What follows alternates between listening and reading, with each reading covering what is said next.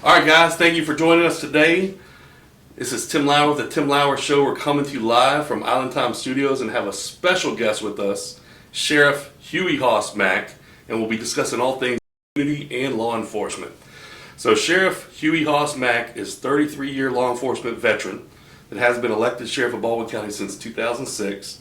In addition to being a law enforcement leader, Sheriff Mack has been involved in numerous civic activities, including Alabama Sheriff Association, where he is past president, the Robertsdale Rotary Club, and the Central Baldwin Chamber of Commerce. Currently, he is a member of the Board of Directors for the National Sheriff's Association, Citizens Bank, and Thomas Hospital Foundation. Sheriff Mack is a 3-time Rotary Paul Harris Fellow and Central Baldwin Man of the Year, and a graduate of the National Sheriff's Institute, FBI, Law Enforcement Leadership Executive Development Program, and the Alabama Law Institute. Welcome, Sheriff Hoss Mack. Thank you for joining us. Great to be with you, Tim. You make me sound like I'm old. Quite a bit of accomplishments there, yes, so I feel pretty safe this morning. Yes, sir. So first off, I want to thank you for your service. I, for one, as an entrepreneur, family person, husband, raising my kids here in Baldwin County, I'm thankful for you and all the law enforcement in Baldwin County for protecting us and basically giving us an opportunity to do what we do best by serving and protecting us in our little piece of paradise here. Thank you. Appreciate that. Absolutely. So we'll kind of jump into some questions, but first I want to give you an opportunity to tell us a little about yourself. Well, thank you, Tim. I appreciate that. Yes, my family moved to Baldwin County when I was just a few months old. Grew up in Robertsdale. Went to Robertsdale High School. My family has a family business there in Robertsdale that's been in business since 1965. I've been very blessed to serve this community in several capacities, and of course, as you said, mainly with the Sheriff's Office has been the majority of my career. And we just have great, I want to thank the people, first of all. The support that we have for law enforcement in this county is huge. We have 12 municipal police departments plus the Sheriff's Office and state and federal agencies that are located here in Baldwin County. And I can tell you that the support that the community gives law enforcement, it's almost like the energy. I tell people a lot of times, they ask me, what can we do for our law enforcement? I said, sometimes when you come up and talk to law enforcement, it's kind of like getting that energy drink, right? And that energy drink is the support that we get, so it's a boost. And so thanks to everybody out there today for their support of law enforcement. What gives us the energy and the encouragement to do the job that we do. Great. That leads perfectly into the first question. So I can imagine law enforcement's not an easy job by any stretch. Tell me, after 33 years, what keeps you excited? What keeps you going? In Baldwin County, we're in a state of constant change. And with any type of change you have, the other side of change is challenge. So our challenge is to keep up providing high-quality law enforcement service. Law enforcement has totally evolved since I got in it in 1985. And most people don't realize that the law enforcement officers, the training that they have to have now, the continuing education, the technology that we deal with. And so a lot of times what keeps us going and I guess say motivated to keep doing the job we do is keeping up with that change. Trying to provide professional, equitable law enforcement services to our community. And it's just such a great place to live. I've hired deputy sheriffs from all over the United States. And I tell a lot of those people that come to Baldwin County from California or from New Jersey or wherever, I say, look, if you can't find something to like in Baldwin County, then you don't like anything. Because we're just so diverse in our county. That's right. And but it's just a great thing to be able to serve this community. And like I said, we just always appreciate the support. Awesome. Last week I had Senator Chris Elliott on, and we talked about the growth in Baldwin County, around 18 people per day on average moving to the county. How is the Sheriff's Department and police departments being proactive and kind of staying ahead of that growth in the area? Sure. So the way it happens in Baldwin County, as I said, we have 12 police departments. They are primarily first responders for those municipalities. Then the sheriff's primary duty is the unincorporated areas of Baldwin County. Now, we do work some things within the cities as well. So what we do is I meet with our police chiefs regularly, and we talk about crime trends, we talk about issues, problems that we have. But one of the great things we do in Baldwin County is that we pool our resources. We work incredibly well. For instance, Hangout Fest is a huge event that we have in Gulf Shores. Yep. Well, I have more deputies working at Hangout Fest a lot of times than Gulf Shores Police has their police officers there, because we're a bigger agency. So we cooperate very well. So that's one of the ways that we work to provide the services to this community and meet the challenges of growth. Staying up, we work, you might not think about it, but our sheriff's office is a member of every chamber of commerce. And the reason we are is we try to stay in tune with what's going on from the business perspective, the growth of our businesses, the services that they offer, and how we can assist the commerce that's going on in Baldwin County as well. Awesome. I agree. You guys are doing a great job. Let's talk about the school resource program a little bit. So myself, I recently had kids in high school. My daughter was on the color guard, and it was such a reassuring moment where we go on these football games. We go out to Pritchard or different areas, and there were the Baldwin County Police Department and Sheriff supporting the team, kind of watching them and being there right on the field. So, well, several years ago, of course, the listeners they'll remember we had a very tragic situation down in Florida that was a multiple fatality school shooting.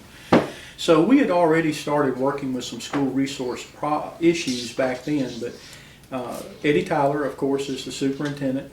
Actually, Chris Elliott at that time was the chairman of the Baldwin County Commission. Within 24 hours of that incident, after Parkview, they called me and they said, "Sheriff, what can we do to take our school resource officer program to a different level?" So within 48 hours, we actually had another meeting following that. And then that same week, we brought together all the mayors, the police chiefs, the Board of Education, the Sheriff's Office, our district attorney's office, the county commission, and we actually had a roundtable of about 50 people. wow. And out of that meeting came what you see today. So we have at least one school resource officer on every public school campus in Baldwin County. Some campuses have multiple officers based upon the population. But there's two things that we did. We actually had a little motto when we first began. We wanted a child's interaction with a law enforcement officer to be a handshake, not a handcuff. In other words, building relationships. So all of our school resource officers in Baldwin County are state certified and nationally certified school resource officers. People don't necessarily understand. A lot of times they see a school resource officer as a security officer. Our officers are actually teachers. We teach courses on these school campuses, and we teach anti-drug message and things of that nature. We teach how to, manners, how to build relationships with other people, how to communicate. And it's a huge, huge success in Baldwin County. Probably one I always tell people, one of the greatest accomplishments I feel that all of law enforcement has done in Baldwin County has been our school resource officer program. I agree completely. And as being a father there, seeing those officers in the school, on the fields, following the teams, it's very reassuring. It feels good. And our school resource officers love it.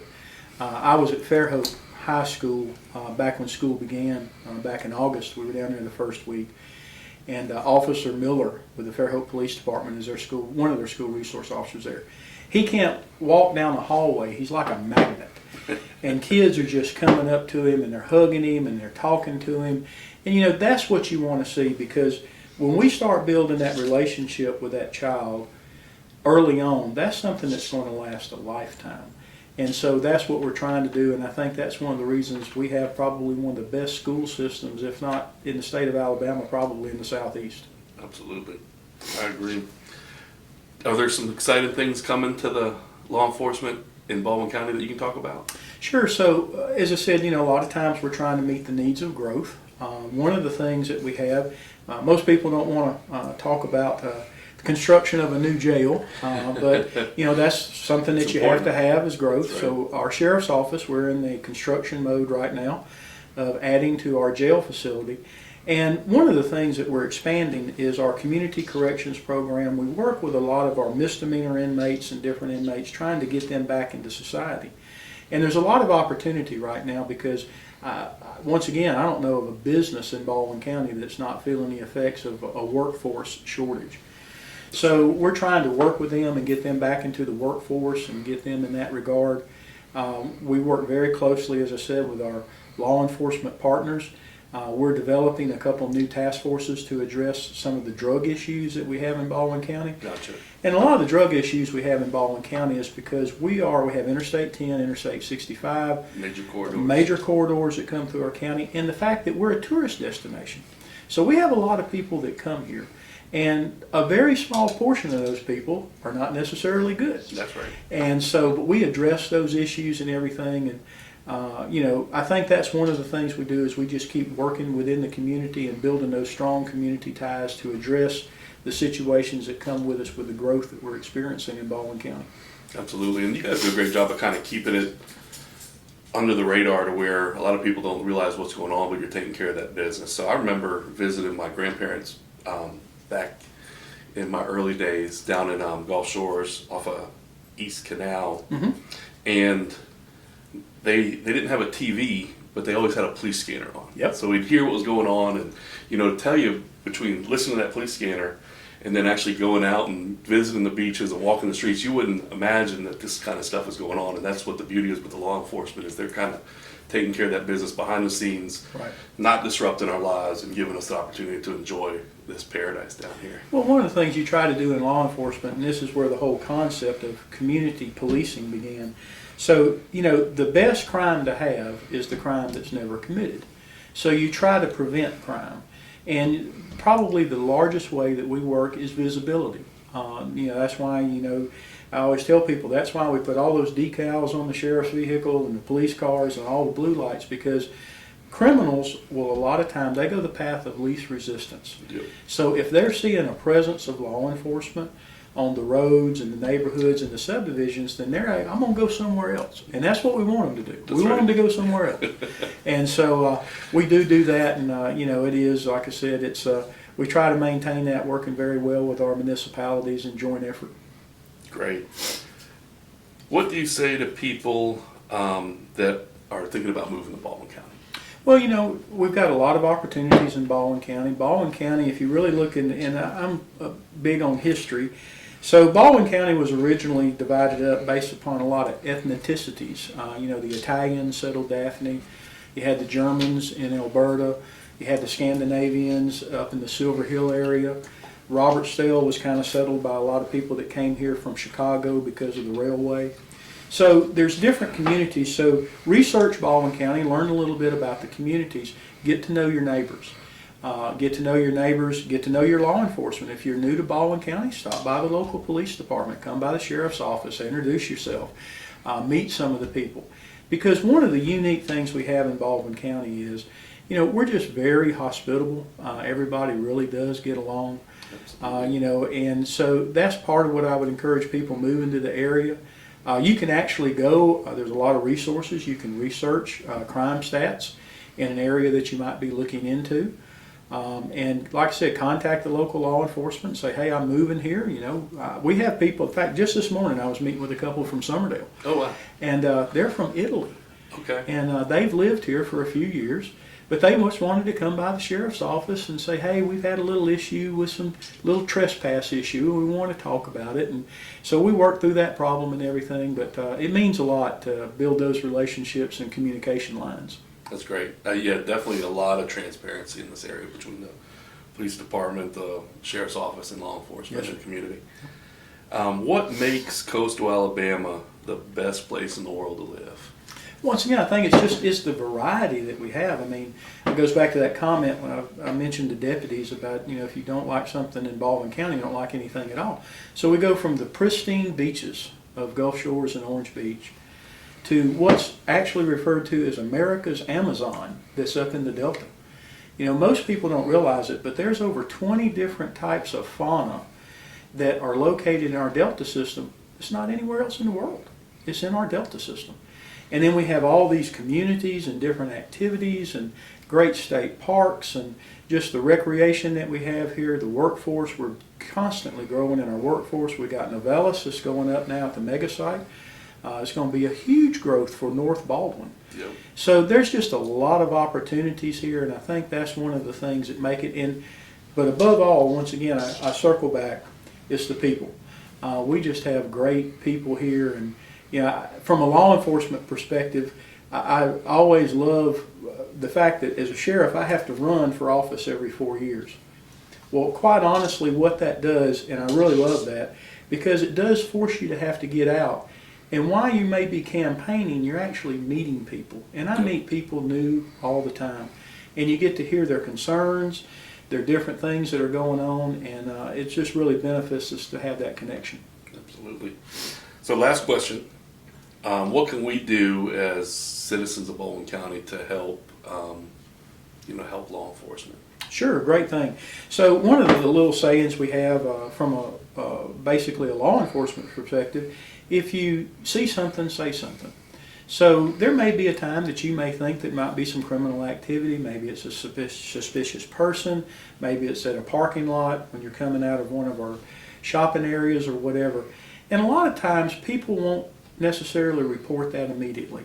I always tell people, God put that little thing in your belly to kind of say, hey, something's up for a reason. That's right.